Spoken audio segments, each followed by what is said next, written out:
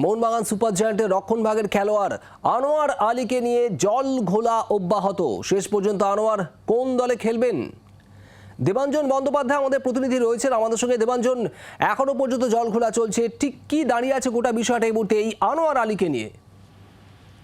দেখো, আনোয়ার আলীকে নিয়ে মোহনবাগানের যে দাবি যে আনোয়ার আলী তাদেরই খেলোয়াড় এবং খেললে এই মরশুমে মোহনবাগানের জার্সি গায়ে খেলবেন, এই দাবি কিন্তু মোহনবাগান সুপার জায়ান্টের তরফ থেকে এখনো অব্যাহত রয়েছে।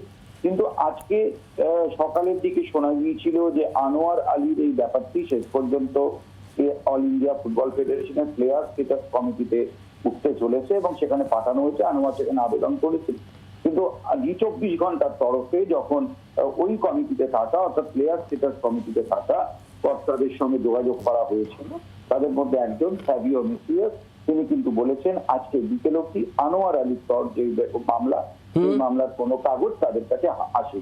তার ফলে আনোয়ার আলীর ব্যাপারটা কিন্তু এখনো ধোঁয়াশাতেই রয়েছে যে তিনি তার আবেদন তিনি করেছেন নাকি তিনি মোহনবাগানে খেলবেন। আনোয়ার আলীকে 19 তারিখে তাকে অনুশীলনে ডাকা হয়েছে সিএফএল এ। মোহনবাগানের তরফ থেকে তথ্য যে যদি তিনি অনুশীলনে না আসেন তাকে শোকজ করা হবে। বাংলার আওয়াজ, বাঙালির আবেগ, জি 24 ঘন্টা।